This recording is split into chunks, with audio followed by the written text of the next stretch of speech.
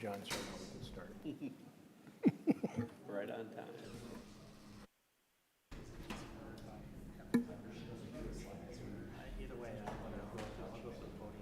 All right, 6 o'clock. Let's start this meeting.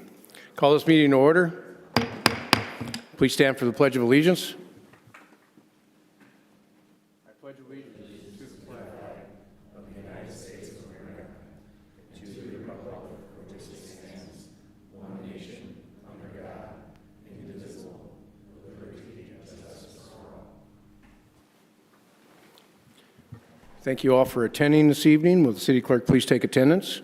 All council members are present, Mr. Mayor. All right. Entertain a motion to approve the agenda. So moved. Second. Been moved and seconded. Is there any comments on the agenda from the public? Council have any comments, questions? Please call the roll. Avery? Aye. Doran? Aye. Hager? Aye. Niemeyer? Aye. Specker? Aye. Tiltonburn? Aye. Wendell? Aye. All right.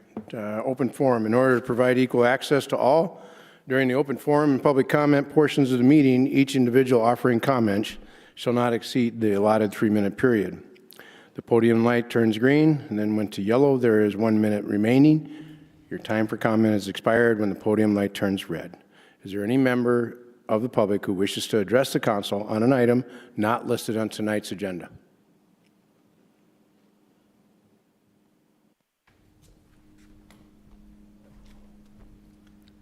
Good evening.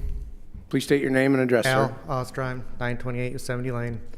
I think it was the last meeting I read in the register that it was a gentleman came up and discussed the unaffordability of mobile home parks. And I can relate to that. A lot of experience with that. I actually departed a group because I didn't agree with the philosophy they were going after as to how we ended up in where we are.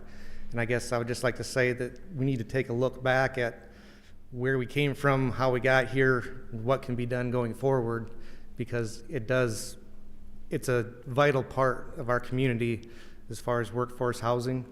You know, we're at a point as an employer and a citizen, we're at a point where we're not going to be able to attract workforce to Brookings because people can't live here. I mean, it's just too expensive unless we raise our wages tremendously.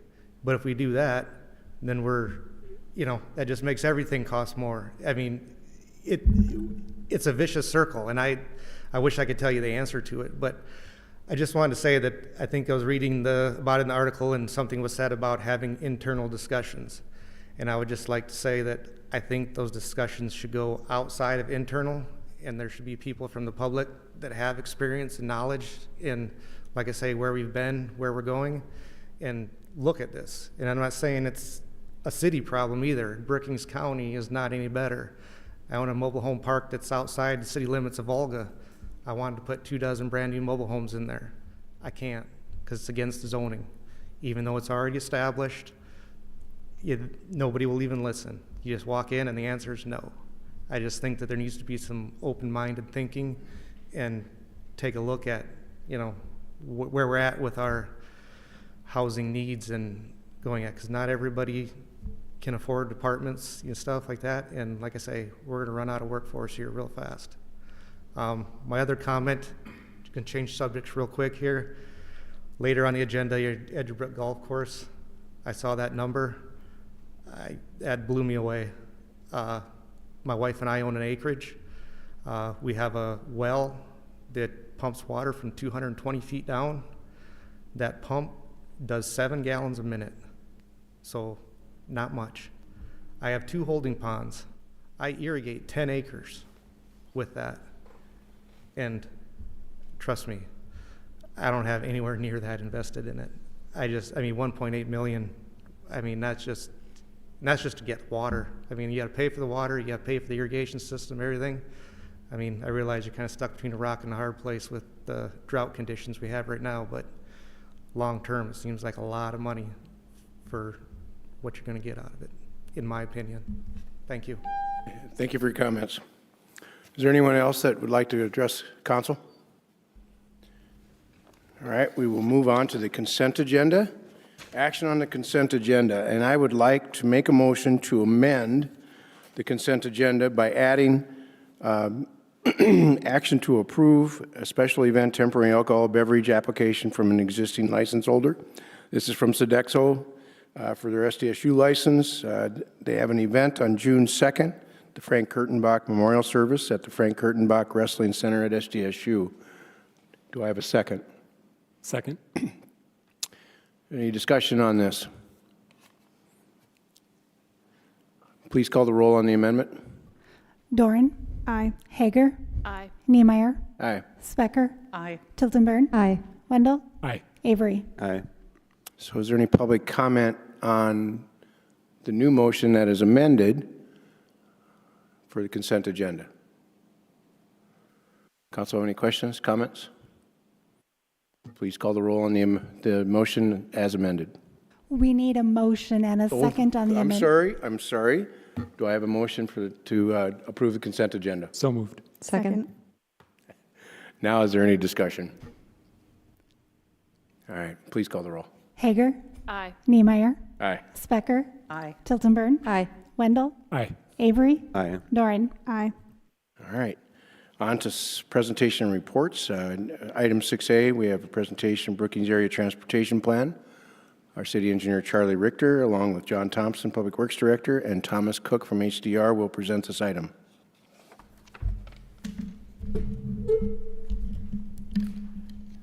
Good evening, Council.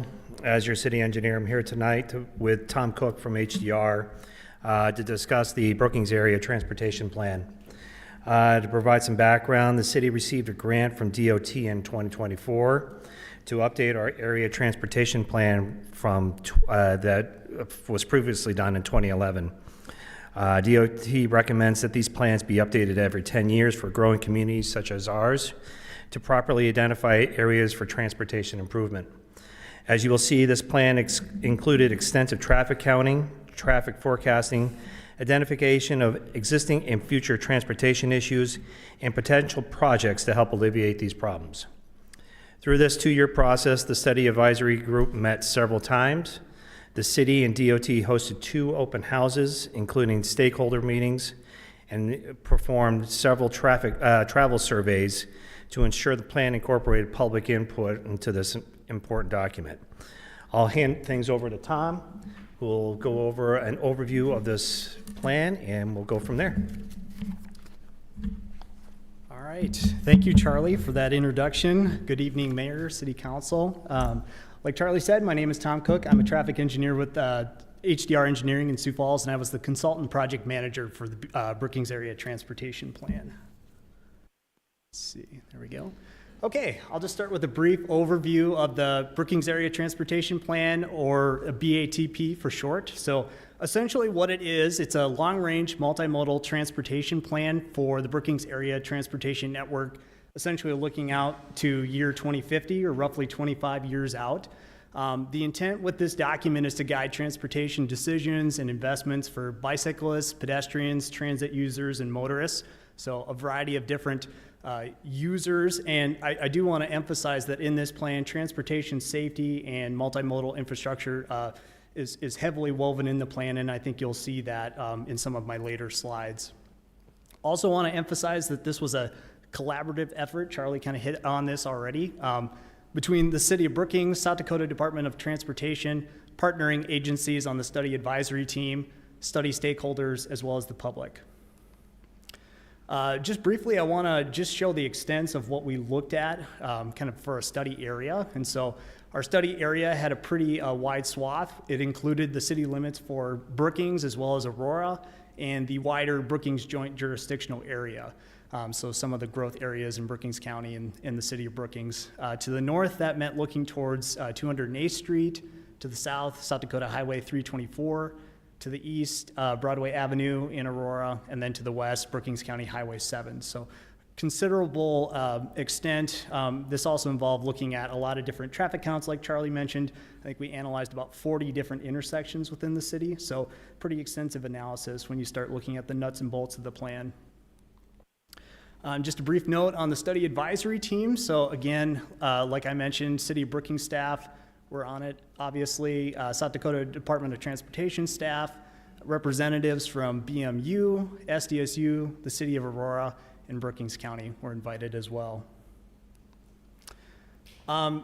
Just before we get into some of the analysis items, I do want to talk about the engagement components of this plan. So I just want to say, as a project manager on this kind of study, it's been a privilege to do this in the Brookings community. They've been very thoroughly engaged with it, and it really set a strong baseline for the plan going forward when we started this. So during this plan, we had 2 rounds of public engagement, one in February 2025. This was our transportation issues and needs meeting. So essentially showing some of our baseline conditions analyses, showing forecasted traffic volumes, issues where we might see capacity concerns, looking at crash data, showcasing some of the safety issues we saw, those kind of things, and basically opened it up for stakeholders and the public to fill in the gaps for us, tell us where there are some other issues that they're seeing, maybe some safety near misses, those kind of things. So for our open house, we had 2 sets of afternoon stakeholder meetings for community groups, business groups, and the like. And then we had an evening public open house. With that public open house, we had about 44 attendees, which is pretty good for an area-wide meeting such as that. In addition, we also had an SDSU Institute of Transportation Engineers, or ITE, student group open house, which essentially showed the same content to traffic or future traffic and civil engineers at the SDSU campus. It gave the BATB kind of an additional component of review, so students got to offer their input as to what they see as issues and needs in the community and around campus. So really critical review there. We had about 50 students at our first meeting. In addition, Charlie referenced the travel survey. Got to say, as a part of these type of projects frequently, this is probably the most responses I've seen on this travel survey. We had about 470 travel survey responses. So there again, it offered a strong baseline to what projects and solutions we recommended. In addition, if you're curious about some of this initial content, there is a meeting summary report on the study website, brookingsatp.com, and it will be included in the final report appendix. In addition, we had a second public open house that covered our preliminary recommendations. This was held more recently in February 2026. Again, we had a similar format, 2 stakeholder open houses in the afternoon, followed by an evening open house. We actually had the same number of attendees that signed in for that. And then we had ITE open house again with about 40 students in attendance. So again, pretty consistent attendance and feedback on this meeting. This meeting focused on preliminary study recommendations, including some illustrative corridor concepts, which I'll discuss later, regarding road diets and downtown complete streets corridors. So we gained a lot of really good feedback for those, which will hopefully carry forward after this study. Just backing up a little bit to a higher level on the BATP report and how it's structured. So the first main section is the understanding section. Covers the public engagement piece that I just discussed, some historical community profile information for Brookings, our baseline conditions analysis, looking at forecasted traffic volumes, any traffic operational issues that we noticed, our safety analysis, those kind of things, as well as a summary of the issues and needs that we found through that analysis and the public engagement. From there, we move into the standards and project development phase, and so I'll talk more about those key items tonight. So I won't touch on those much now. And then finally, it concludes with the implementation plan. This includes a brief funding analysis, notes some grant funding opportunities, and then it culminates in the prioritized project recommendations section. So that's, again, culminating all the efforts in the section 1 and section 2.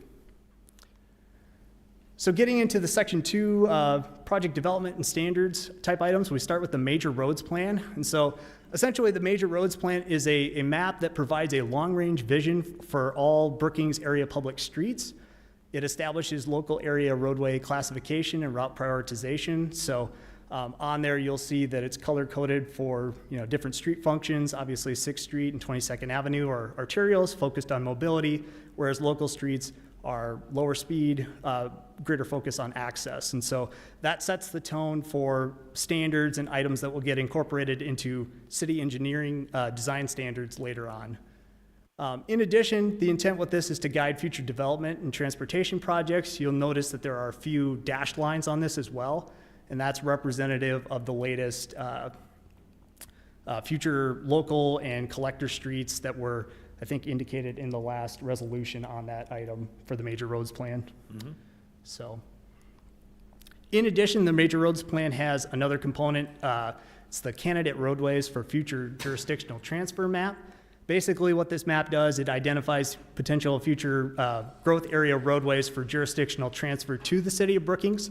I just want to say it's a generalized roadmap. There's nothing binding about this. It's just anticipating growth area development trends, indicating, you know, hopefully setting the city up for planning efforts to acquire those streets if needed as development occurs. Again, implementation of this requires a detailed agreement between the agencies involved, whether it's the city and county, city and township, and so forth. Now getting into the design guidelines, this is kind of what builds off the Major Roads Plan. So again, it supports that plan, and then it supports and updates city design standards. Some of the examples that this section includes are typical street sections, which I'll show here in a minute. Traffic impact study requirements kind of updates those, gives a more clearer sense of what would trigger such a study. There are standards and guidance on traffic calming, complete streets, road diets, access spacing and management, as well as guidance related to the jurisdictional roadway transfers that I just mentioned.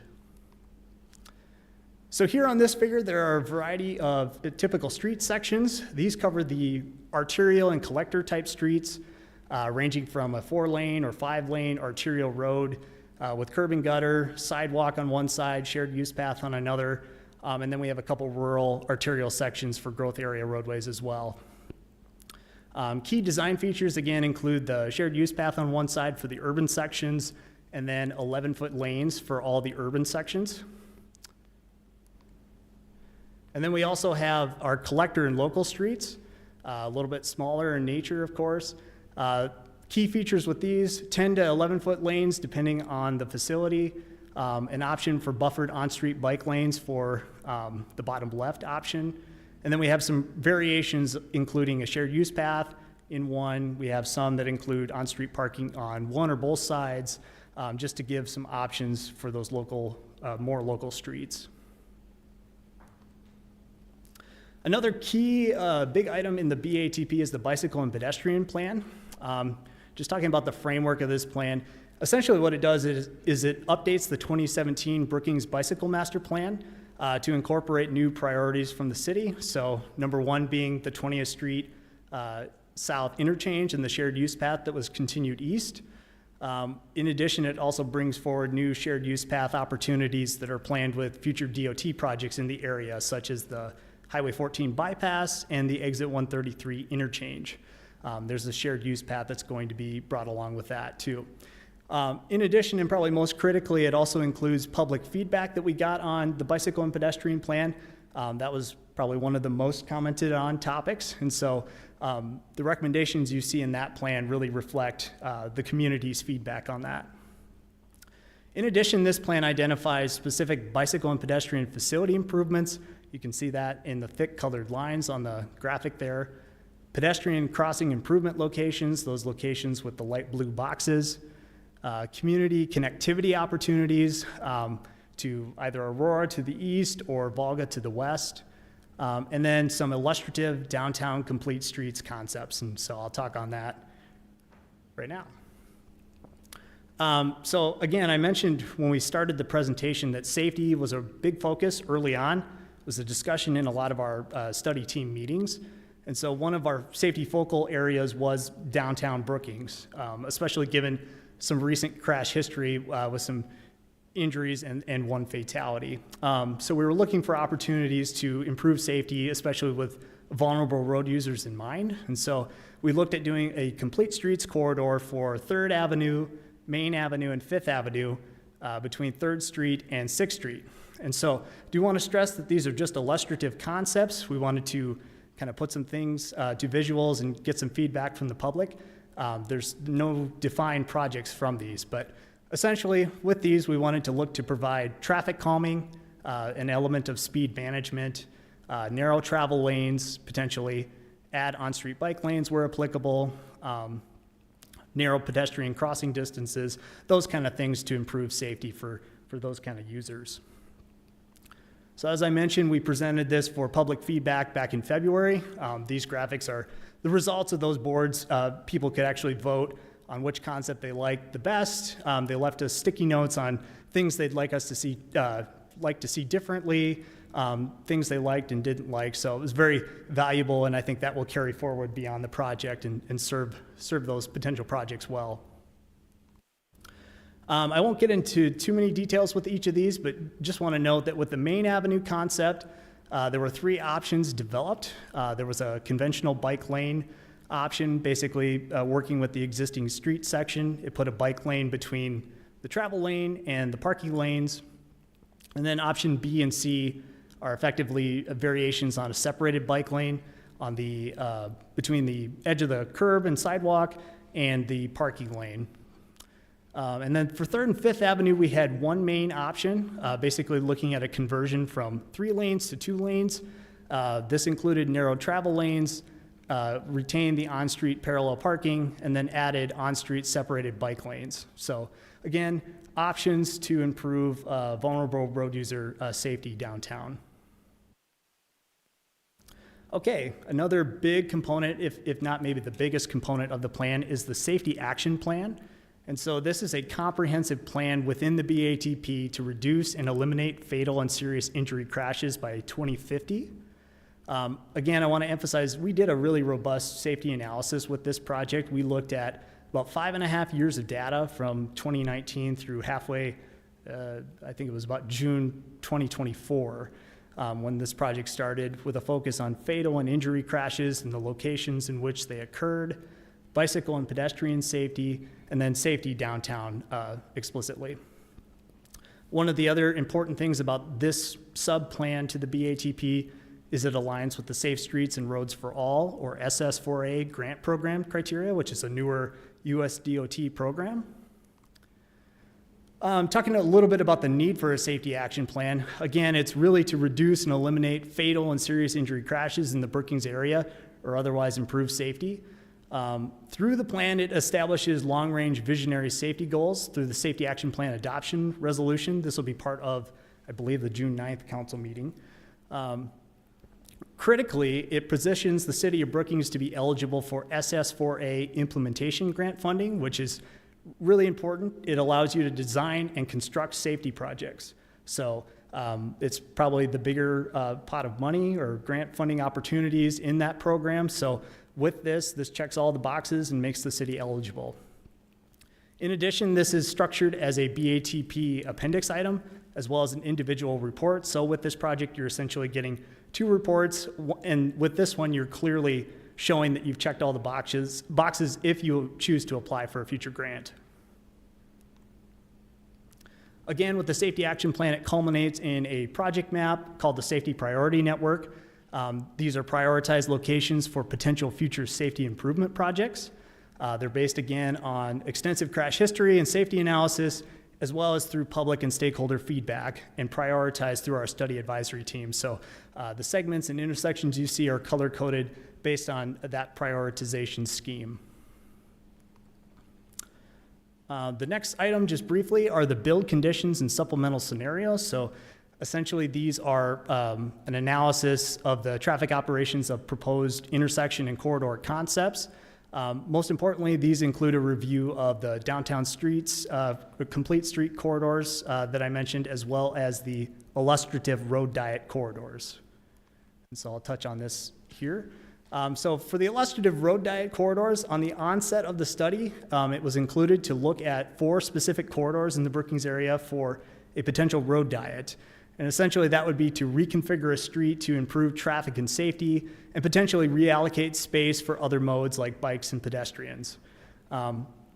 Namely, the 4 corridors we looked at are Main Avenue South from 8th Street South to 20th Street South, Summit Pass from 16th Avenue South to Western Avenue, 15th Street South, Madera Avenue to 17th Avenue South, and then Madera Avenue from 8th Street to 6th Street. And so we looked at a variety of options. We looked at future traffic trends, capacity from a planning level perspective, and we did determine that it's generally feasible for each of those locations to do that. And so for Main Avenue and Madera Avenue specifically, we looked at converting those roadways to a 3-lane facility. And so again, I won't go through every concept that we developed, but similar to the downtown complete streets concepts, we showed similar boards during our public open house for the road diets. And so we showed 4 different concepts generally for each corridor. And so these concepts illustrate a few different things. Generally, they include narrowed travel lanes for that traffic calming, speed management effect, shortened pedestrian crossing distances, and then adding facilities like shared use paths and on-street separated bike lanes. So, for example, I have up here the board we use for Madera Avenue. There's a general option to simply do a road diet, have 3 lanes and the existing sidewalk. Option B expands on that, adds a shared use path on one or both sides. And then options C and D are variations of a separated on-street bike lane. And then finally, like I mentioned, the implementation plan is sort of the culmination of the report. It's the roadmap to implement the recommendations we have within it.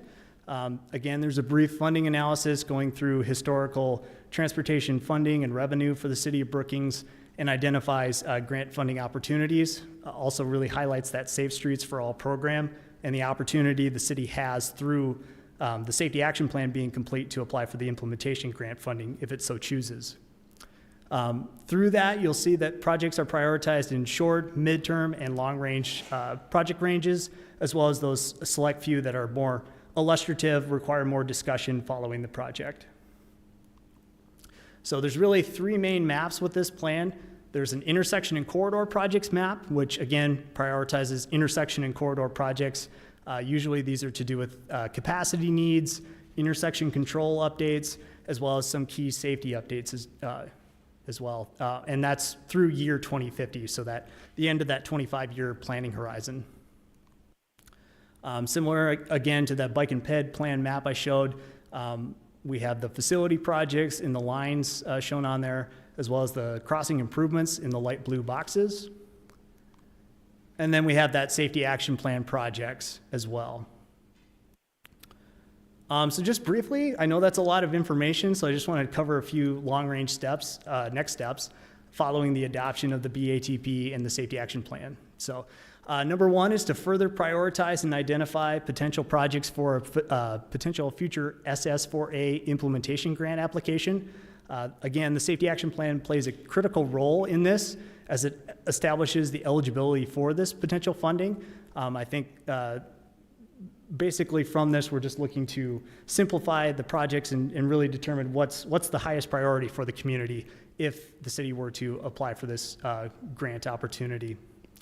In addition, throughout the lifespan of this project, it's recommended to follow the BATP implementation plan for all the project maps that I just showed. In addition, focus on key safety and bike ped projects in high priority areas like 6th Street, the downtown area, 20th Street South, and growing development areas like that. In addition, taking the standards that I mentioned before and updating the City of Brookings engineering design standards accordingly. And then finally, develop a safe routes to school plan to refine bike and ped, as well as safety improvement projects identified in the BATP and formalize school route plans for kids that walk and bike to school. So again, I know that was a lot of information to throw out there. I'm happy to take any questions that you have. All right, thank you, Thomas. Any questions, comments from council? Councilmember Durin. Thank you, Mayor. Thank you for this presentation. I also appreciate the opportunity to attend several of the public houses. I think they were really well attended and engaged. A question that I have received is for members of the public who maybe aren't as familiar with road diets, do these changes of narrowing the lanes or allocating the space differently ever affect any city services like emergency response time, snow removal, trash, anything like that? Generally, no. Thank you for that clarification. And then the second question I have, this is above and beyond, so I'm not sure if this was considered, is as I'm looking at the safety action plan, I think of just pedestrian safety and bicycle safety, especially of best practices. I don't know if we as a city are maybe leveraging those community partners that we worked with would ever consider like programming or a marketing campaign for those demographics to understand how they can be safe with these changes too, beyond just our infrastructure changes that we have control over. I don't know if any city has ever taken those models. So some cities have talked about doing that, and I know the Safe Streets for All program, they do have some demonstration type funding you can go for as well for, you're talking more behavioral strategies, right? Yeah. And promotional campaigns.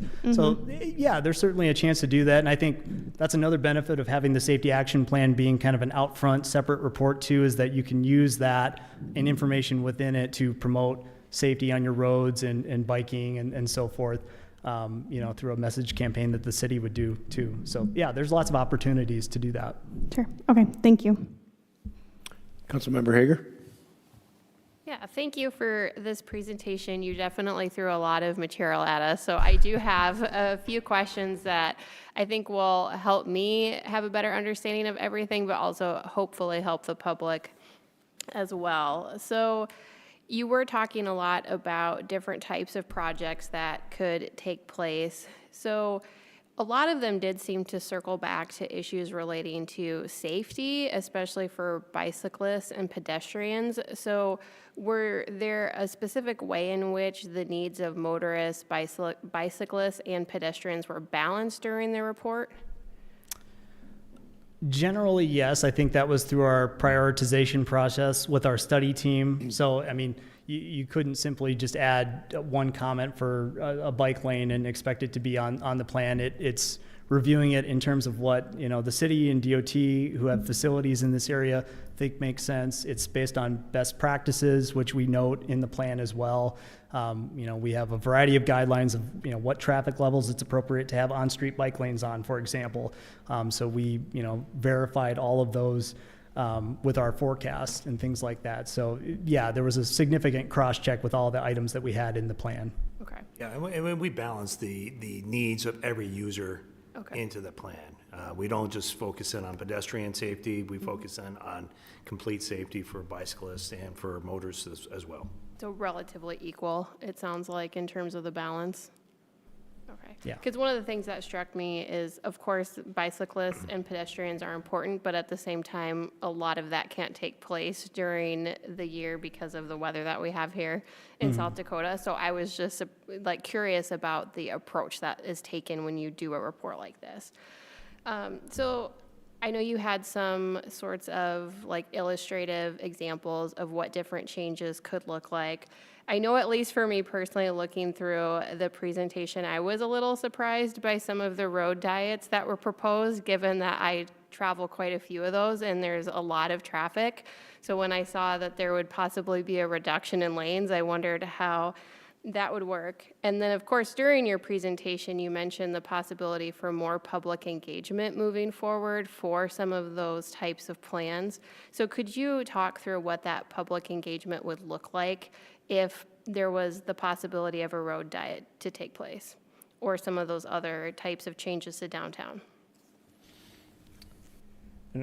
I think generally, Charlie and I have talked about what potential future steps could look like. I think it's, potentially another open house, kind of gauging feedback further, potential refinement of concepts based on the feedback we got. Again, they were always intended to just be illustrative to get a sense of what the community thought about these. Based on some other issues, some of the road diet corridors were selected based on, proximity to campus where multimodal needs may need to be adjusted, safety records, those kind of things. So there's a reason we looked at it. I think, perhaps another open house or things like that, a survey are things that we would look at, but I'd let Charlie expand on that more. We wouldn't lightly do a road diet without any public input. So like Tom said, we'd probably do an open house or some type of survey to get everyone's opinion on it. It is a big change. Some of those road diets that were proposed, especially like on Main Avenue, that wouldn't be something that we would take lightly. And we would want to get everyone's input before we enacted something like that. Wonderful. I would add to that, there's also a number of nationally recognized videos created for public education on road diets that talk about how you could actually move quicker on a road diet versus potentially a 5-lane road, including making it safer for both the pedestrian and the vehicular traffic as well. So there are so many different options available, not just public meetings, but also communication of how they actually work, much like when you think about roundabouts and other safety features that would be improving public safety. Right, there's a level of education that we all need to learn about road diets and how that balances out with each user. And it also depends on the street, so. For sure. Yeah, no, that would be really helpful to see exactly how some of those changes could actually improve the flow of traffic, possibly. So my last question is just relating to the implementation plan. So you did have the slide where there were different approaches to implementation. And what I was just wondering is, how would you describe that to an average member of the public? Like, what should they be expecting to see as far as changes? Because I saw all these different maps and instantly I was like, this is great, but like, what's the elevator pitch, so to speak? So generally, again, we have to work and operate on planning timeframes based on traffic projections, and we try to do the best that we can with what we have. So they're rough timeframes for when you may need to do some of these improvements is maybe the short version of that. I will say, I mean, it's really specific when you get to the intersection and corridor project list. The bike and pedestrian and safety action plan type items aren't maybe necessarily as rigid from a timeline sense. That's why it's more high priority versus short-term needs, that kind of thing. And I think a lot of it's opportunity, right? If we are doing major utility work on a road, we need to look at these things as we go ahead and rebuild the street. Or if there's a development that occurs in those areas that would lend itself to incorporating these projects, that's something that we need to look at. What I also would like to stress is that SS4A grant, that is a great funding opportunity for the city and many communities for implementing these projects. So if there's specific projects that the city was immediately interested in, that's something that we could explore. And maybe more simply, it's effectively just a planning tool for the city to plan for these issues if they were to come up. That's probably the most straightforward way I could describe it. Yeah, because it definitely seemed that there would be some potential for different changes with the intersections and then safety for bicycle and pedestrians, but I didn't know if there was anything that people would see sooner rather than later. So, perfect. All right, that's it. Thank you. Thank you. Councilmember Wendell? Thank you, Mayor. Tom, I had a couple of questions on a couple slides that you shared. Sure. I don't want to overemphasize our conversation on road diets, but slide 21 in particular identified maybe two areas where a recommendation might include a road diet. And I was sort of curious in particular if we would be looking at one of the benefits being adding like a shared use path or a bicycle path in each of those areas. Was there consideration given to whether or not those areas then pour out to, like, connect to another shared use path? Or was there thought about investing in a bicycle path that essentially is not really connected to a safe bicycle corridor when you get to the end of one of these zones? Yes, and that's generally where the bicycle and pedestrian plan takes over. This is kind of a very specific analysis, just with individual corridors and the concept of applying a road diet to them. So anything, potentially considered in this, and certainly connecting those facilities is in the bicycle and pedestrian plan. So it's sort of about layering them together so that there's I just think a lot of the feedback we might get from cyclists when we invest in bicycle infrastructure is that right now we're in a stage where that infrastructure is not all connected. Yep. And so even if a bike lane is really safe and really accessible for several blocks, it sort of runs out at a certain point that is not really connected to a neighborhood or a destination yet. So Yeah, and like I say, that's where the bicycle and pedestrian comes in and shows the long-range vision that, say, like Charlie mentioned, you get an SS4A grant to build a shared use path or on-street bike lanes. That might come sooner than anticipated, and so you're building out opportunistically. Okay. But that's the long-range vision with how everything's connected in that way. Okay. So these four zones are not necessarily connected to one another and may not be connected to existing bicycle infrastructure, but would be layered in with the bicycle plan that's been laid out here. Yeah, I would say that these areas were just chosen just to provide ideas. Okay. Right, of what could be done. Some of these areas suffer from high speed, high vehicular speed, that would be benefit from a road diet. Some of these areas suffer from pedestrian connectivity, that some of these would help. Yeah. These are just strictly ideas, and maybe something that we could develop further on. And with the open house and the votes that we received on which option the public wanted, we are better able to gauge where we want to go with these things. But again, these are more like ideas. Very, very high level looks at it, and then we would definitely want to see how it would connect with our shared use pass before we went forward. Yeah, that's helpful to understand how the 4 zones were sort of determined, and that makes good sense. The other question I have was on slide 25, you identified crossing improvements. And I know feedback I get from folks in particular around vehicle traffic and pedestrian safety is along 6th Street. And it's difficult either on a bike or as a pedestrian to cross 6th Street at certain points. And so I was sort of curious how you would define crossing improvements at the locations that are identified.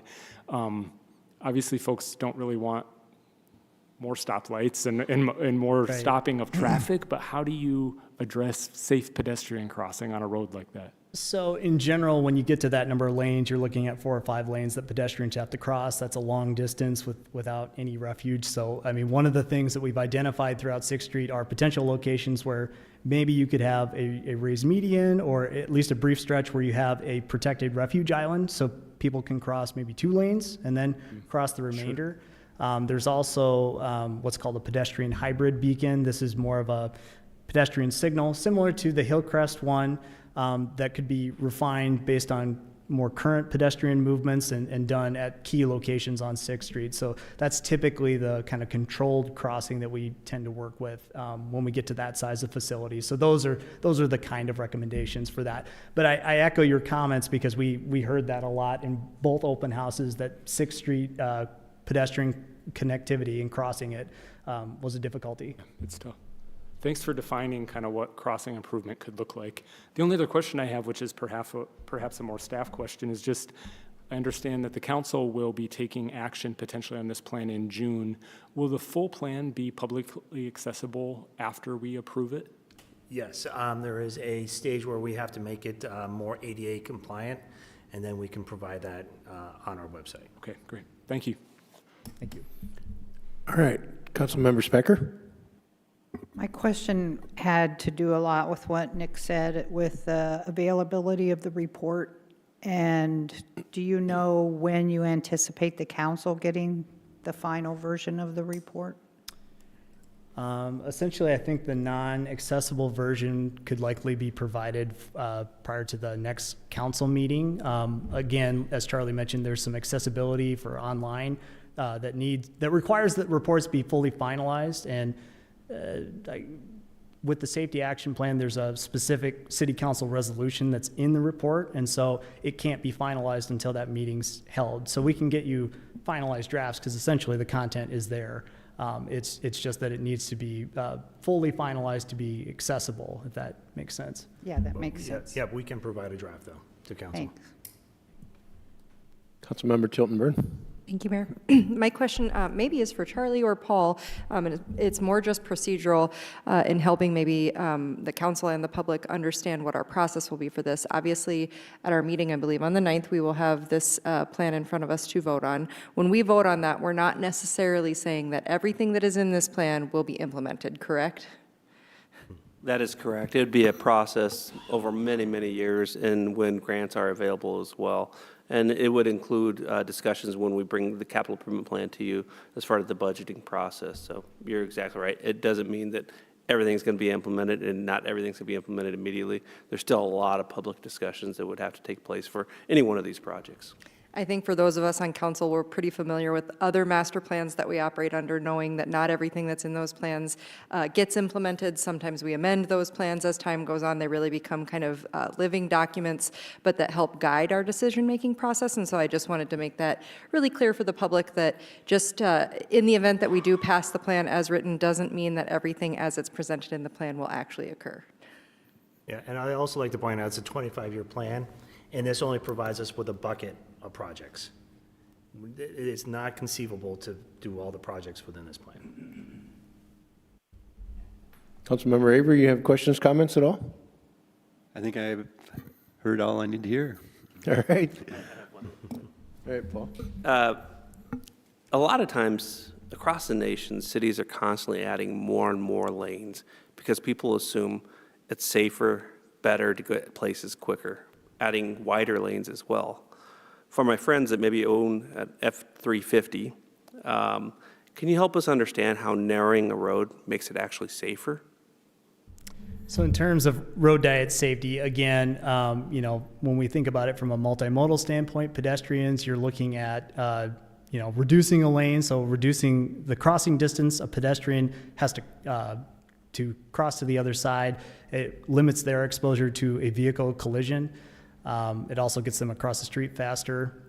In general, sometimes, with a 5-lane facility, vehicles tend to spread out, so it consolidates traffic flow a bit more, helps control left turn conflicts, especially on roadways like Madera, where it's an undivided 4-lane, there's no left turn lane.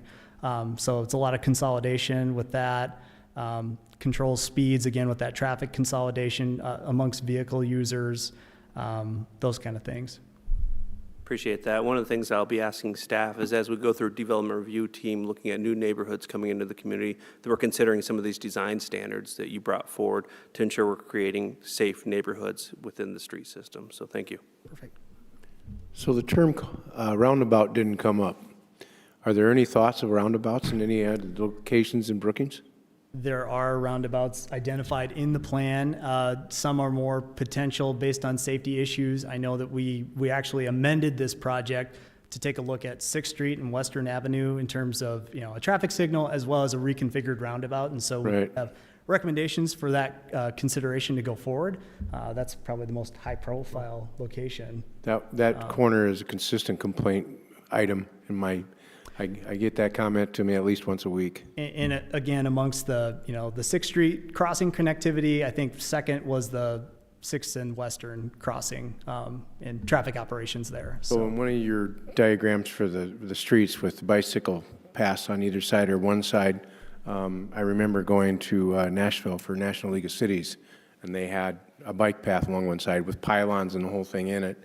I'm more of a fan of mixed-use sidewalks than I would be of bike paths, and because in the wintertime, those pylons are going to obviously have to come out for snow removal. Having 3 seasons of winter and one summer, one season of construction, it's kind of difficult to justify pylons and for safety reasons for the bike paths. But if it is in side streets and stuff, I could see that work. And generally speaking, I think the main facility recommendation on arterials and even collectors is shared use path. And I think amongst the feedback we received, we generally found that folks are more comfortable with the shared use path.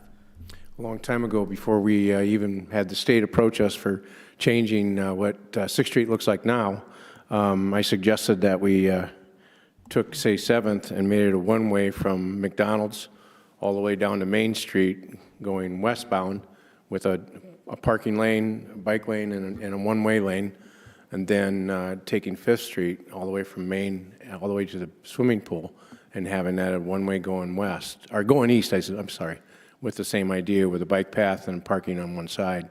I had one other council member that thought it was a pretty good idea, but otherwise the rest of it got poo-pooed.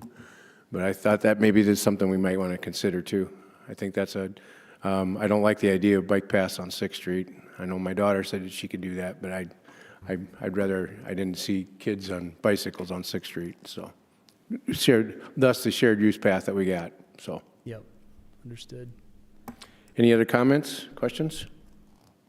Thank you very much, Tom and Charlie. Thank you. Okay, item 7 on contracts and change orders. 7A, action on resolution 26-024, a resolution to award Burns and McDonald Engineering a sole source contract for permitting of the future landfill site at the Brookings Regional Landfill. Charlie Kuhn, our solid waste manager, will present this item. Good evening, Mayor, City Council members. Like I said, I'm Charlie Kuhn. I'm with Public Works. Item 7A is proposing a resolution that will award the permitting of the future landfill site at the Brookings Regional Landfill. As part of the 2023 Solid Waste Master Plan, the city's regional landfill will be permitting the future landfill space north of the current footprint. Currently, the Brookings Regional Landfill owns 310 acres of land, with 210 acres already permitted by the state of South Dakota for solid waste disposal. The 2025 landfill capacity and closure report forecasts the existing 210-acre permitted footprint will reach capacity by approximately 2063. While this indicates that the landfill has several decades of remaining capacity, it is prudent to begin the expansion and permitting process now. The Solid Waste Division is requesting to award the landfill expansion permitting to Burns and McDonald Engineering, B&M, via a sole source contract in the amount of $398,000. B&M has been the Brookings Regional Landfill's engineer of record since the original siting, planning, and design of the facility in the early 1990s. Through this long-standing role, B&M has developed a comprehensive understanding of the landfill's design, operational history, regulatory context, and prior permitting actions. This institutional knowledge is critical to the success of the proposed northern expansion, particularly in preparing a permit application which is consistent with existing design assumptions, environmental controls, and regulatory comments. Staff recommends approval, and that concludes my presentation. Thank you, Charlie. Entertain a motion to approve. So moved. Second. Is there any public comment on this item? Council have any questions, comments? Councilmember Tilton Burn. Thank you, Mayor. I just want to say thank you for the foresight to get the process moving on this. Obviously, this isn't something that's immediately needed, and that's a good thing. And so thank you to you and the rest of the team for having the foresight to get the ball rolling. All right. Councilmember Duren. Thank you, Mayor. I just have a few questions. One is, Charlie, could you explain, is this a typical timeline for a landfill to fill up, or where do we fit in expected lifetimes of this type of area? I guess sorry, can you repeat that? Yes, so to clarify my question, how we would reach capacity by 2063. So looking at the overall lifetime of this piece of land, are we kind of within an average range of a lifespan for these many acres? Yeah, so there's an address. You get your lifespan is predicated by how much waste comes in, how much compaction, which is how much basically we can fit, how much garbage we can fit into our designated space. And our landfill right now, we are at kind of the national average of the volume coming in relative to how much we're compacting it to keep it into that space. So we are in that national average, and that 2063 number is what we have permitted right now. Once we do this, if we do this northern expansion, we're out another 100+ years beyond that. Sure. And then my follow-up question to that is, I was wondering if there were any considerations for, are we at risk of any potential for jumps in growth where that 2063 date could be significantly shortened at all? Significantly, I don't know. I don't foresee what could really bring in that much tonnage that we would see that number. Our goal is to actually add. I mean, we're always striving to push that further, and we have even over the last couple of years added 3, 4, 5 years onto the end of the life of the landfill. So, if anything, we should probably extend in that time frame of how long we have, just because of better operational practices, better technology, better equipment, stuff like that. Sure.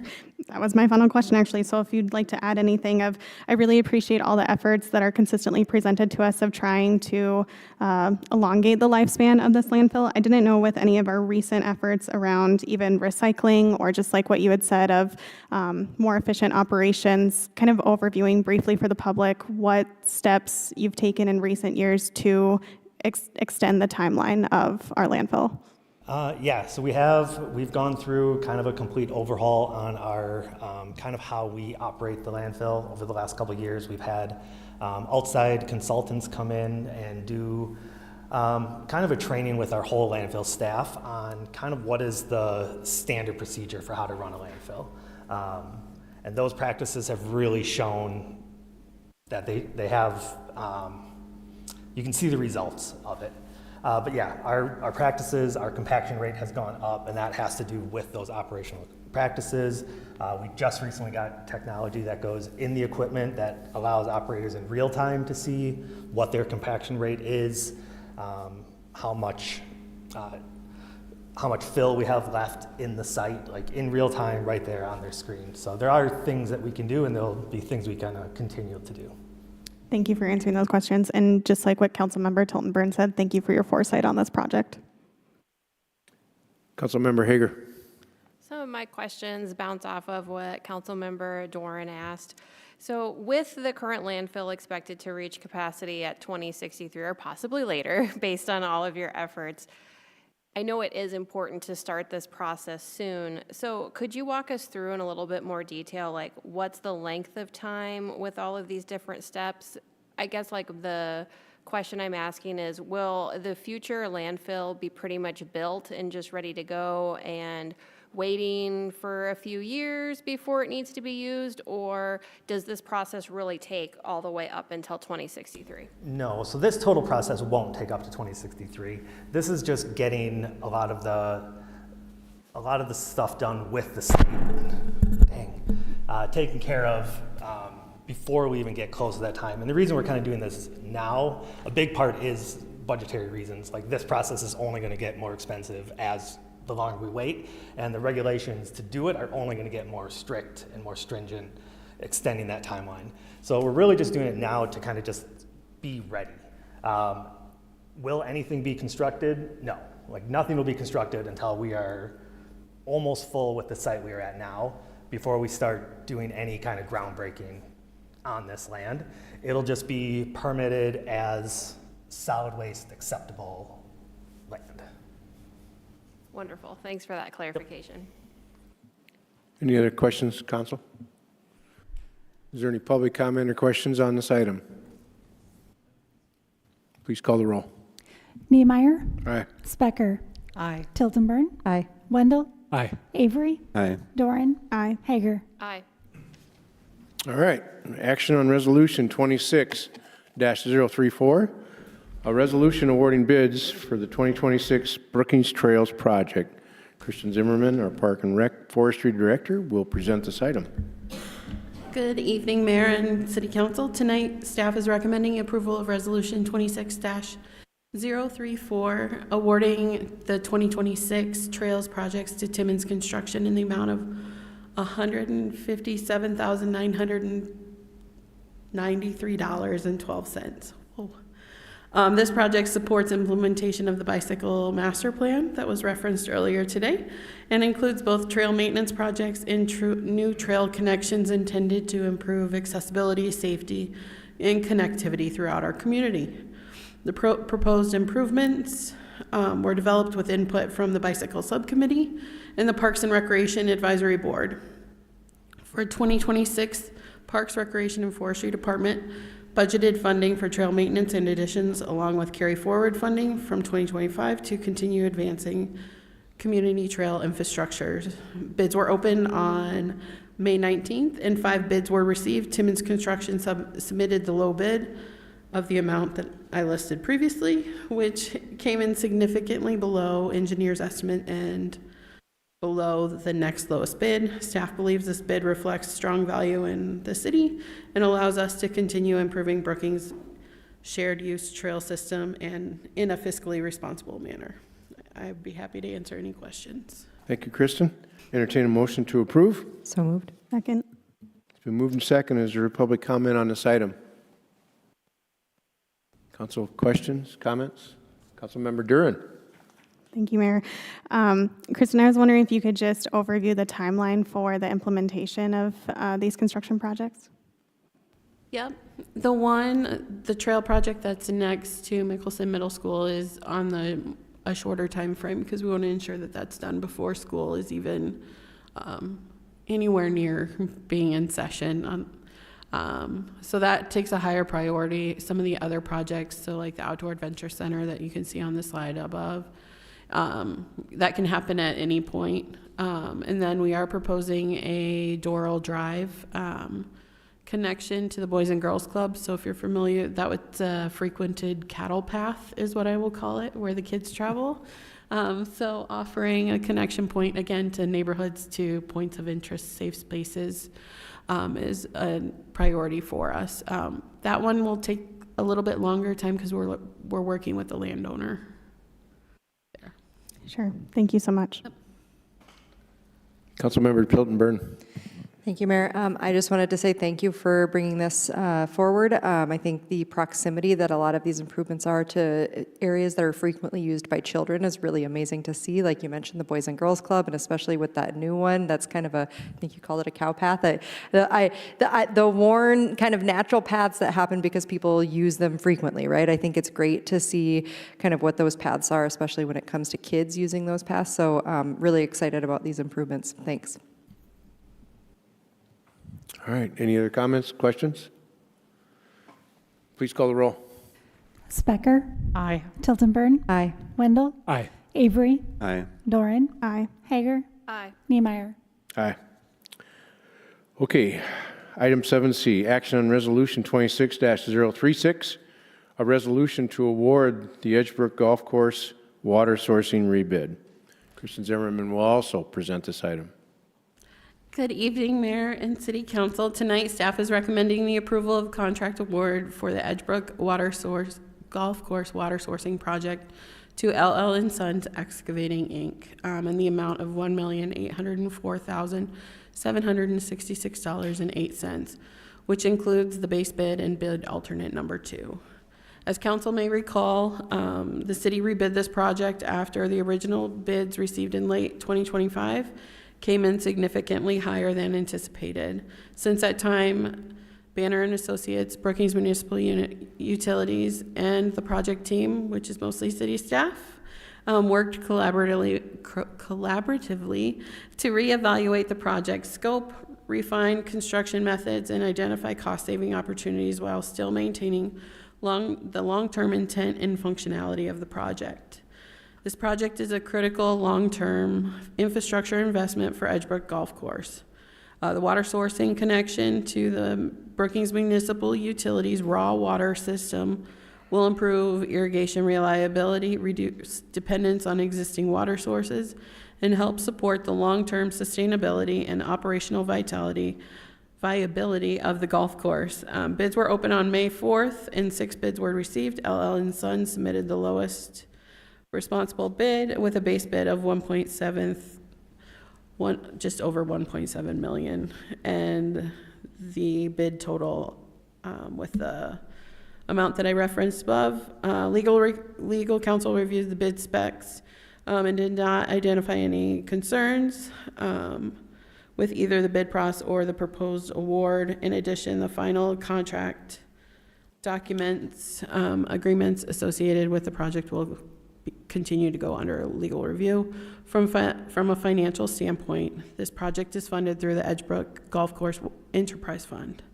Staff recognizes that this exceeds the original engineer's estimate and funds initially set aside. In order to move the project forward, staff is recommending utilizing reserves currently identified for other golf course capital improvements.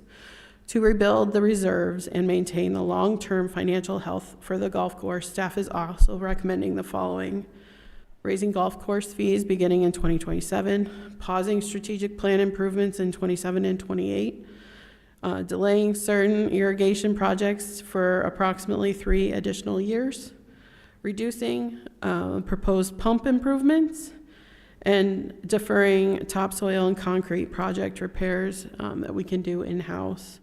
While these are difficult decisions, staff believes securing a long-term irrigation water source is foundational to the future operations and sustainability of the Edgebrook Golf Course. All right, thank you, Kristen. Entertain a motion to approve. So moved. Second. Moved and second. Is there any public comment on this item? Council, any questions, comments? Councilmember Avery? Comments. I know we've been working on this for quite some time and explored many different sources of water, drilling wells, obtaining water from a nearby water source, or not necessarily nearby. Every one of those reached some kind of a dead end or an impasse that we couldn't pursue that any longer. This proved to be the most reasonable source, I think, of permanent solution to our golf course problem, of watering problem. And it's more expensive than we had hoped, but we shouldn't have to deal with it in the future. In a drought situation, our source of water is not going to dry up. We don't have to maintain equipment. Once that it's done, it'll be the responsibility of the BMU. We won't have to have any city employees operating the irrigation or that part of this pumping system. So there's a lot of benefits of this, and I think it's just going to be an investment long term, and I think we just have to move forward with it. And Kristen, thank you for all your work. I know there's been a lot of interest in this, and we've had a lot of people that were worried about how they were going to water the course and keep it nice. And the other part of it is that course has had more use in the last couple of years. At one point we thought golfing was on the downhill trend, and now it's decidedly not that way. It's uphill, so it's good. That's a good problem for us to have. Councilmember Duren? Thank you, Mayor. First, I would reiterate Councilmember Avery's comments. I really do appreciate your persistence through this project of trying to figure out all of the ways that we could complete this. I know it's been in the public quite a few times, so I'm not sure beyond what Councilmember Avery said, if there are any other considerations that you would like to maybe remind the public of why this project did come in more than anticipated. I know we've said it a few times of different ways, but just as a reminder that this is why this project does cost what it does. Yeah, there were a couple items that were much higher than we anticipated, and Banner can probably go into a little bit more detail. So I will ask that Paul comes up here. But some of those were like the dewatering, which I know doesn't sound right, but dewatering for the pipeline, and then also their mobilization. But Paul can go into more detail. Thanks for having me, everybody. I think you were briefed on, there was a letter that I sent everybody, basically kind of looking after the bids and everything, kind of determining what, are the items that were substantially higher than the original estimates, and basically 3 items came to fruition on that. The big one is mobilization, so that's basically kind of contractors lumping in them getting to the site plus incidentals plus profit margin, a lot of things like that. Kind of over a review of doing this here for now about 15 years, typically mobilization is right around 8 to 10% of your typical total for the contract for everything. In this one we noticed that they would basically kind of remain the same from the original bid to this existing bid. Keep in mind this is kind of a one-off project, so there is some specialty things that go into it, but that was one of the things that ended up being substantially high. The other one was the dewatering on that. It was substantially lowered from what was originally planned from the original bid, but after talking to the dewatering company on the original bid, kind of seeing what their prices were, then reducing a substantial amount of the reservoir that we ended up having for that stored water, thinking that'd be pretty close to the numbers originally had. Turns out that now, I guess, for however the bids came in, those are also decently higher, about 60% higher than what we were anticipating for that bid item. And the last one is very much a specialty item due to some soil contaminations that are over on the west side of I-29. Solventum requested us to basically do an above ground pipe. In doing so, there's a section of pipe over at a drainage crossing that is literally going to be elevated out of the ground about 2 feet. And to do that, we were requested to basically have some type of structure that holds this thing up. But keep in mind too that it is also a drainage way, so we thought to allow water to go through that area. So to do the minimal amount of soil disturbance, we use a thing called the helical pile, which is just a fancy way of saying a corkscrew that has basically some type of structure to basically strap the pipe to the helical pile itself. after talking with some of the contractors prior to the bids and everything, as you can kind of see from what the bids were, they ranged very drastically from $3,000 each up over to $10,000 a piece. So that was some high variability that ended up happening in that particular bid item.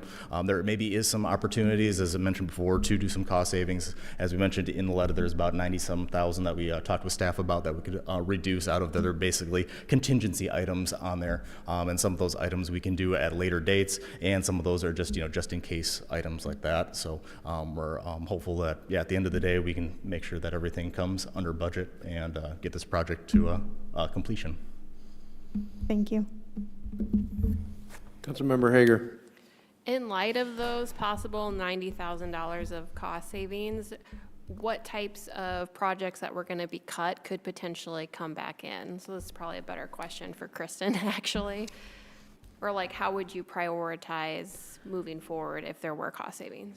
We are thinking very optimistically, so we already took those into account. So those projects listed will still be deferred or cut. Okay, thanks for that clarification. Councilmember Wendell. Thank you, Mayor. I have just a question and then a comment. I think my first question is just around timing. Each time we talk about this project, I think the public is curious about when will this work begin and when do we hope the water will be accessible for the course? Could you just give us a high-level look at what timeline we're looking at? So as part of the original bid, we had a lot of basically timeline constraints for the contractor. And after talking to contractors the original time, because of that, we basically kind of opened this up for the rebid. Basically, a contractor can come in basically between June and November and complete it any time that they want on it. And as part of that, on the city's end, we basically have plans put together how to reroute basically the golf course a little bit. I think it's, is it 3 holes or is it 2 holes? 3 holes? 3 holes together to have people kind of work around that during construction. Given the project itself in Edgebrook should go fairly quickly, we're basically, the dewatering is going to take a little bit of time, and then putting the liner in is going to take a little bit of time. But in total, like for the entire project, probably 2 to 3 months to complete everything, but a lot of it is also going to be off of Edgebrook. I haven't talked with LL & Sons to see what their construction schedule is, but as I mentioned, basically sometime between June and November is when everything needs to get completed. The goal of that is basically, the contractor obviously doesn't want to deal with a lot of water in there. They're probably going to wait till it's nice and hot, so that way also if they need to dry some things out, they got some hot weather to work the soil and all that too. So it's going to be very much kind of weather dependent and contractor dependent. And again, that's why we kind of opened that up, just to try to help with costs for all the bids. Thanks, Paul. I don't have another question, but I do have a comment, and it's maybe somewhat related to Councilmember Hager's question about the deferred maintenance items and the other items that are being shelved. I appreciate that you've optimistically looked at the cost savings, and that is still a list, and I appreciate the frugality around that. If there is an opportunity to bring some of these items back to the table over the next couple of months, I hope we can do that. I know if we defer maintenance and we defer some of these necessary projects, they're going to add up on us, and so I'd hate to see us be overly frugal in a way that means we've got big deferred maintenance bills waiting for us after this project is done, and I know you'll approach that thoughtfully, but I wanted to just note that. Yeah, I appreciate that sentiment from both council members. The one nice thing about being an enterprise fund is we have a little bit more flexibility if the funds allow to bring some of those projects in with council approval at that point. So that's a nice thing, but also a challenging thing too. Thank you. So Kristen, I just have a question. With the last 2 days being hot and very parched, how are we doing for a water source for this summer while this project is being done? Let's all hope for rain. Right, pray for rain. Yeah, but we'll be doing the best that we can. We have resources available to specifically keep the greens green. The fairways can go dormant a little bit, but just as long as we keep the greens green, we're in good shape. All right. Any other comments, questions? Please call the roll. Tilton Burn. Aye. Wendell. Aye. Avery. Aye. Doran. Aye. Hager. Aye. Niemeyer. Aye. Specker. Aye. All right, move on. We do not have any first readings this evening. And our second reading is Second reading and action on ordinance 26-019, an ordinance authorizing budget amendment number 3 to the 2026 budget. Ashley Wrench, our finance director, will present this item. Good evening, Mayor, members of the council. This is ordinance 26-019, amendment number 3 to the 2026 budget. As discussed at the first reading, this amendment includes a transfer of $10,000 from the 3B tax fund to the general fund to support temporary public information office intern staffing. Additional 3B funding in the amount of $30,000 for landscaping and beautification of medians along 6th Street. Funding source adjustment, shifting $50,000 from for the Brookings Regional Growth Alliance contribution from the 3B fund to the Pillow Tax Fund, and an additional contribution of $100,000 to Brookings Regional Growth Alliance to support downtown public restroom improvements. No changes have been made since the first reading, and staff recommends approval of this ordinance as presented. I'll stand by for questions. Thank you. Thank you, Ashley. Entertain a motion to approve. So moved. Is there any public comment on this item? Council have any questions, comments? Please call the roll. Wendell. Aye. Avery. Aye. Doran. Aye. Hager. Aye. Niemeyer. Aye. Specker. Aye. Tilton Burn. Aye. All right. Item 9B, public hearing and action on resolution 26-029, a resolution authorizing the city manager to enter into a 10-year on-sale wine operating agreement with Target Corporation for Target Store T2952. Bonnie Foster, our city clerk, will present this item. Mayor and council members, Target Corporation is seeking that wine license, so with that comes an operating agreement for their new store located here in Brookings. Operating agreements are issued for 10 years with an automatic 5-year midterm renewal that will come in front of you. If council approves, this wine license will be forwarded to the South Dakota Department of Revenue for final review and license issuance. We do have a representative this evening from Target Corporation here. If you have any questions for them, staff recommends approval. All right. Entertain a motion to approve. So moved. Second. Public hearing is open on this item. Is there any public comment? All right. Council have any questions, comments? Please call the roll. Avery. Aye. Doran. Aye. Hager. Aye. Niemeyer. Aye. Specker. Aye. Tilton Burn. Aye. Wendell. Aye. All right. Item 9C is kind of right down the same path. Public hearing and action on a request for an on-off sale malt license for Target Corporation for Target Store T-2952. Bonnie will also present this item.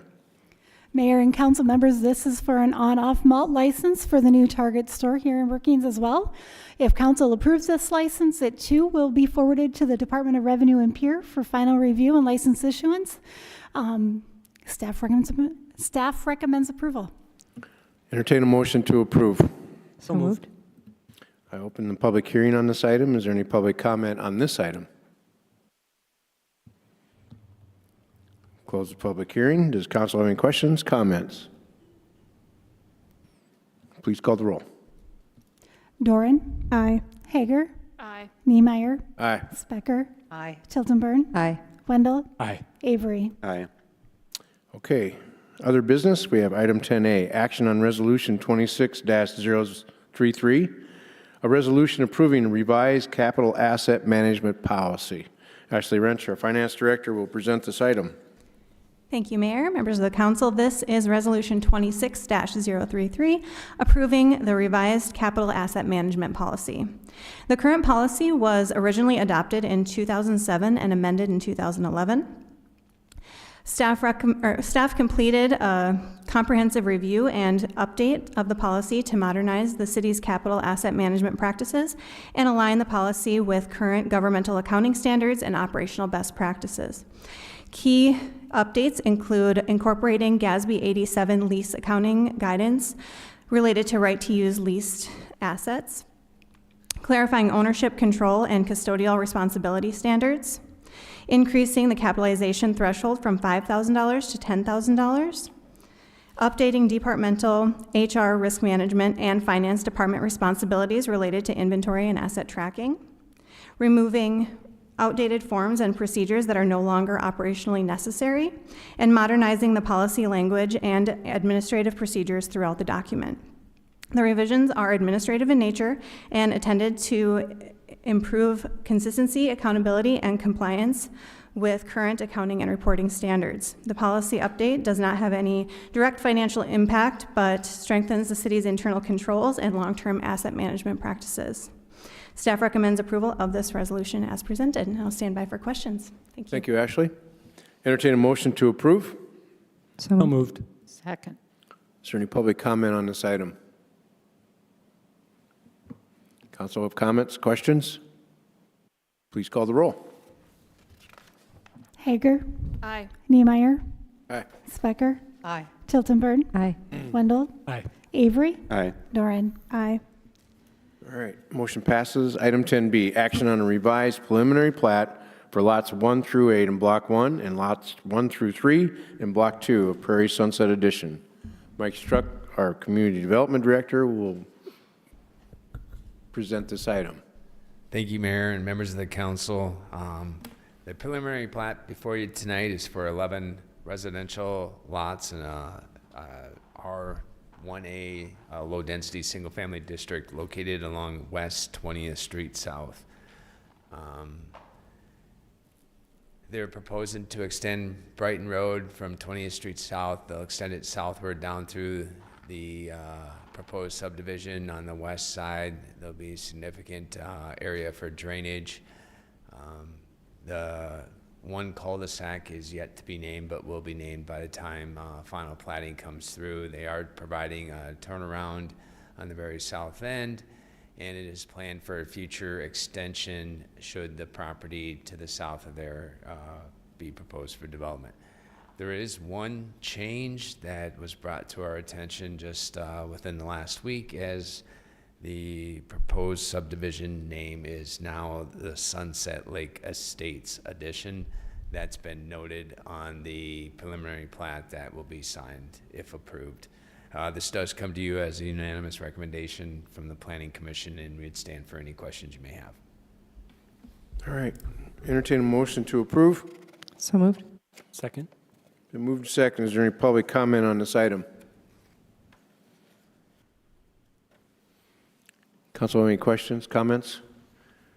Councilmember Hager? So I'm going to preface my comments by the fact that back, probably 2020 or so, when there was substantial work going on West 20th Street South, I lived in Valley View, where my backyard was 20th Street South. And at that time, we had to take various different detours out of our subdivision, most of which required us to go all the way west out of town on gravel, come back around, and then enter in on, 8th Street South over by the Pheasant. And I don't think anybody at that time realized that would be our detour, because we had no southern connection to, I think it's Esther Heights, which would be the next closest addition to Valley View. So when I saw this, my immediate question is Brighton Road going to be connected to Rapid Valley Avenue to give those folks a southern outage in case there's additional work on 20th Street South? Because I'm assuming there will be, with development continuing to move to the west.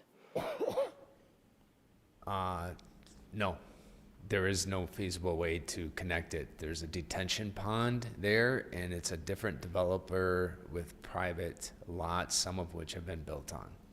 So the extension is to the south. This 11-lot subdivision, it's a low density, ranging anywhere from 1.5 acre lots to larger, is not much different than a typical cul-de-sac in town, where it may, typically on a cul-de-sac you'll get anywhere from 8 to 10 lots. This is 11. So if construction does come through this area on West 20th Street South, they'll have to just coordinate with the contractor, where they'll, do up to a certain point, maybe leave half the road available for access. There may be times where it's temporary construction. It's commonly done throughout the community when we get into reconstructing existing neighborhoods with streets. There's just a lot of coordination that needs to occur. Any other comments from council? Councilmember Avery. Well, I'd just like to say that we have seen different variations of this plan over a period of time, and it just, this looks like a good plan. I mean, it looks like kind of fits a need that's not probably being met somewhere else. It kind of goes along with that kind of that setting, the transition from the city to the countryside, and I really like that, and I think the developers listened to the people in the area and just tried to develop something that makes sense for the actual site that we have there, so commend them for that. All right. Any other comments, questions? I guess I got one other comment, and granted, I mean, we've tried to get away from cul-de-sacs. I understand why this one is here. Are you thinking, Mike, that there'll probably be 3 driveways just in that little cul-de-sac there? Or 5, I should say 4 driveways? Or would they possibly have just the 2 pies that are in the back corner? It really depends on how the individual homeowner wants to lay out their house. Right. But yeah, there could be as many as 4 or as few as 2. I know it brings down the traffic and stuff, but I just kind of want the public to understand that how much of a pain this is to maintain that cul-de-sac. And if they put driveways in all 4 of those lots, there's no place to put the snow along that street in that area there. And I get it. I understand why they do this, but I just want the public to understand just how much trouble this is for us to do snow removal and maintain that street.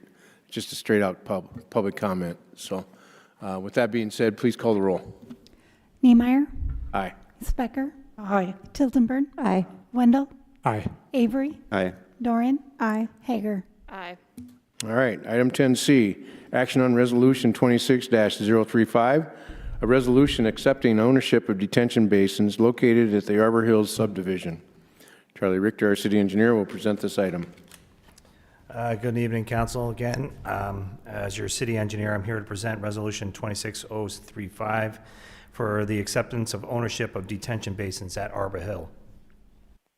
The developer of Arbor Hills constructed 2 detention basins located on Lot 25 of Block 3 of the Arbor Hills Addition and Lot 10 of Block 5 of the Arbor Hills Addition in 2018. These 2 detention basins were designed, constructed, and maintained in accordance with the city's design standards and are now eligible for acceptance according to the city's detention basin acceptance policy. The detention basins capture and detain a significant amount of runoff from the city's right-of-way, helping to mitigate downstream flooding impacts associated with the development. Due to their significance, it is in the city's best interest to accept ownership to ensure that they are properly maintained and continue to operate as designed. Once accepted, these basins will be maintained in accordance with standards with a focus on hydraulic performance, protection of downstream infrastructure, maintenance of water quality functions, prevention of nuisance conditions, and assurance of regulatory compliance. The proposed resolution authorizes the city manager to enter into an agreement with CD Properties LLC to accept ownership of the detention basins. Staff recommends approval. Thank you, Charlie. Entertain a motion to approve. So moved. Move. All right, is there any public comment on this item? Questions from council? Comments? I've got one. These seem to be relatively large areas here. Is there any future thoughts of maybe having a recreational path going through past these? Currently, no. There might be opportunities in the future for it. A lot of these, the homeowners have already started maintaining up to the shoreline. All right. Which may preclude us from maybe doing that in the future, Sure. but something that we can entertain in the future. All right. Councilmember Wendell. Thank you, Mayor. I don't have a question. I just have a comment. I think, this detention basin acceptance policy that's attached to tonight's agenda would perhaps be insightful for folks that live in neighborhoods that have detention basins and have wondered, does my developer own this? Does the city own this? Who maintains it? This policy, which was implemented last fall, I think really lays out when a detention basis is applicable for the city to accept under these terms, and might just be of interest for folks that live in neighborhoods that have detention basins. We get occasional questions or comments about those, and so I think this policy would be insightful for those that might be interested. Okay. Any other comments, questions? Please call the roll. Specker. Aye. Tildenburn. Aye. Wendell. Aye. Avery. Aye. Doran. Aye. Hager. Aye. Niemeyer. Aye. Okay, item 11, progress report. Samantha Beckman, our Assistant City Manager, will give us a presentation.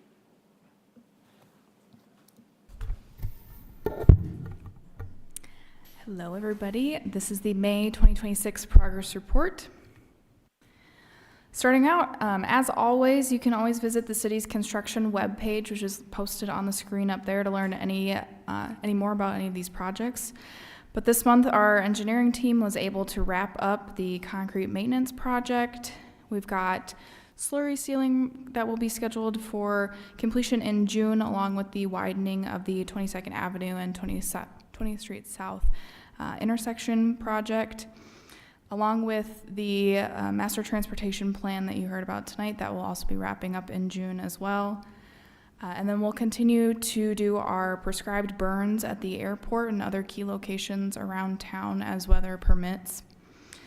And the engineering division also had the opportunity to go out and help the Big Sioux Water Festival again this year. So that's always kind of fun to get the staff out and with the kids.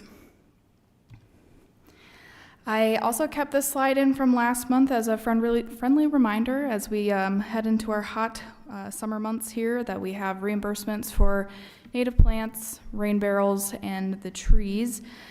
Visit our website or call into our Parks, Rec, and Forestry Department or our Public Works Department to hear more about those. The police department hosted another DEA drug take-back event last month and collected 32 pounds of unused or expired prescriptions. A few other community policing efforts they've been doing include job fairs, field trips to the police station. Coffee with a Cop was with the Peaceful Pines folks this time, and they were able to offer a special auction prize at the Bobcat Backers Gala, which was a VIP experience with one of the patrol officers. The city and county officers were also able to walk alongside the Special Olympics Torch Run, which is, again, very fun for our staff and those kids. And lastly on here, the Brookings Optimist Club held its annual Respect for Law Enforcement Day breakfast. During that event, Officer Seth Bonema was presented with the Law Enforcement Award, which recognizes his dedication to service and commitment to community law enforcement efforts. The library is getting a little bit of a facelift. They've got a roof replacement that's currently ongoing that should be wrapped up within the next couple of weeks here. Our summer reading program is also underway. And then I just wanted to add this one in here because I thought it was kind of fun, but they've got this ongoing game this summer where kids can walk up to a staff member and kind of play a quasi rock, paper, scissors game with them. And each of the staff members has their own dedicated dragon trading card. So if you lose with that staff member that day, you can't play them again that day. So it's kind of a fun game to get kids hopefully into the library. Today is opening day of the Hillcrest Aquatic Center also, which marks a really fun transition into the summer season for that department. We have equipment that arrived for the new splash pad that will be installed this summer. Lots of seasonal staff were hired on with us, so also a very big shout out to our HR department with all those seasonal hirings, not just in the Parks Department. Parks crews are busy mowing, cleaning, prepping parks for the busy season. Forestry crews continue to do tree plantings and ash tree removals, and ball field crews have tournaments most every weekend all summer long. The activity center was busy with bingo, fitness classes, and educational opportunities this month for our residents 55 and older. And then one last reminder here before next month when it will have already passed, but the Wall That Heals will be in Brookings June 11th through the 14th. As a reminder, this is a 3/4 replica of the Vietnam memorial wall that is in DC and travels around the country, and we are the only city in the state to host that this year. The landfill got new signage that was installed this month, just in time for the arrival of a South Dakota Solid Waste Management Association conference. Here we go. That was hosted here in Brookings. These new signs were designed by our communications specialist and are intended to make it easier for Brookings residents and then other regional landfill users to know where they're going once they get to the landfill. And last but not least here, the Dakota Bank Center had 15 events over 19 event days in May, including the Brookings High School graduation that had about 3,000 attendees, the Brookings Regional Growth Alliance Economic Summit, and the CASA Fire and Ice Gala. A couple upcoming events include Max Carnival and the South Dakota Quarter Horse Show here. And if you have any questions, I would be glad to take them. All right, thank you, Samantha. Any questions from staff or staff, council? I do have one question. Max Carnival, that it was on the parking lot, I think, of the ice arena last year. Will it be in the same spot? In the Dakota Bank Center? The Dakota Bank Center parking lot this year. Okay, to the south of the building then? Yes. All right. Any other questions, comments? Thank you. Okay, we're done with our business this evening. Regular meeting, our next one is going to be on the 9th of June. There's not a lot on it. Currently, we have no first readings. Obviously, having none tonight, we won't have any second readings. We've got ex officio reports, one operating renewal. Otherwise, that's pretty much it. It could be a drive-by shooting on the next meeting. Any other comments or items that the council would like to bring forward and for the future discussion? Entertain a motion to adjourn. So moved. Second. All those in favor say aye. Aye. Thank you.